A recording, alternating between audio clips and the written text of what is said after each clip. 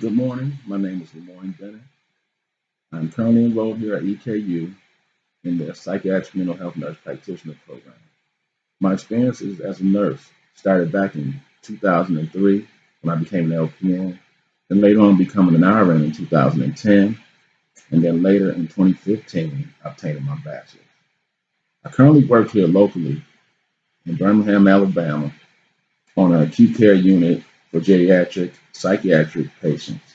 Our unit is 24 beds, and we have a reoccurrence of readmissions, I should say, of patients with major depressive episodes. And sometimes this diagnosis is placed in combination with dementia, bipolar disorder, suicidal ideation, etc. So the purpose of this integrated review I made is to research and find studies that focus on patient-centered interventions for depressed patients in the outpatient setting.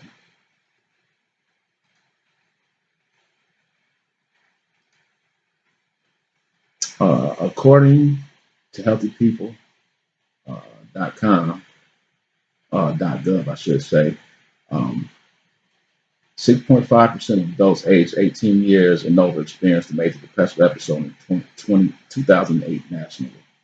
The target is 5.8%, which would mark a 10% improvement.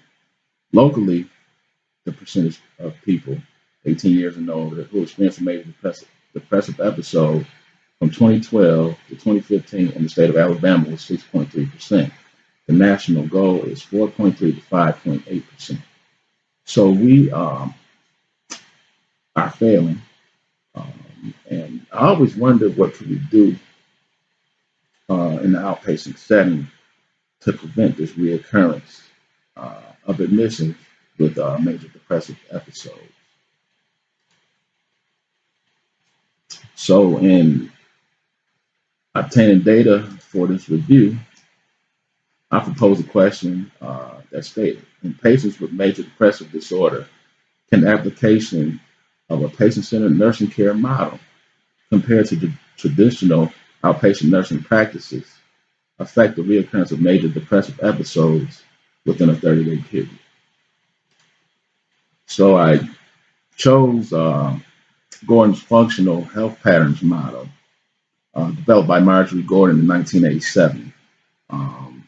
Her model proposed um, functional health patterns as a guide for establishing a comprehensive nursing database. Um, I feel that if we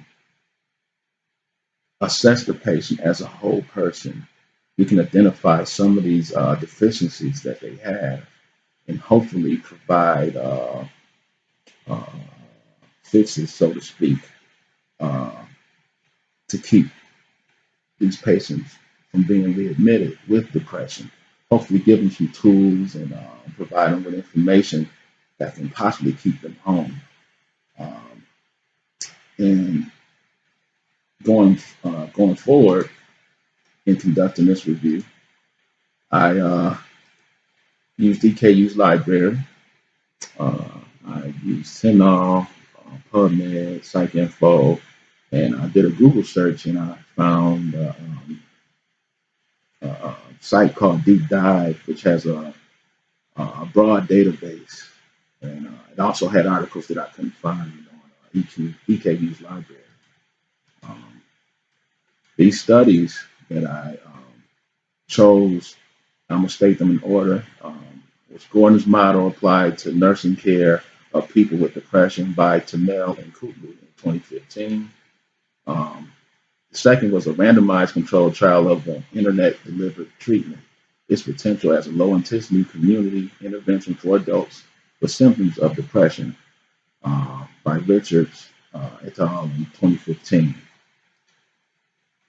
The third I chose was developing a community based psychosocial intervention with older people and third sector workers for anxiety and depression, a qualitative study. Uh, and in selecting these, I had to find studies that were quasi experimental, qualitative, and a random controlled trial.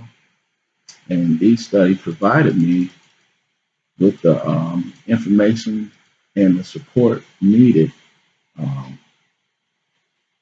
to, choose and propose this intervention. Um, the studies were all peer reviewed and based on non-pharmacological treatment of depressed patients in outpatient settings. Um, they all used informed consent for the participants. Um, all three studies used different care models, which uh, gave me more information and provided me with a more firm um, backing of my proposal. Um, and what I found was that in the proposed model, what I'm proposing is that we can do this in the community if we just take the time to do it. They were all effective, and one of them was in combination with medication. But you know, these models and these studies provided information that stated that if we use uh, a patient-centered model and let that guide us with the treatment of the patients, we can possibly keep these patients from having reoccurring admissions. And um,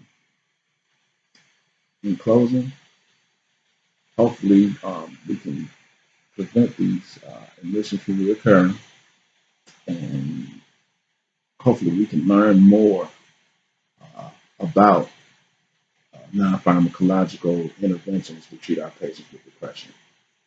Thank you.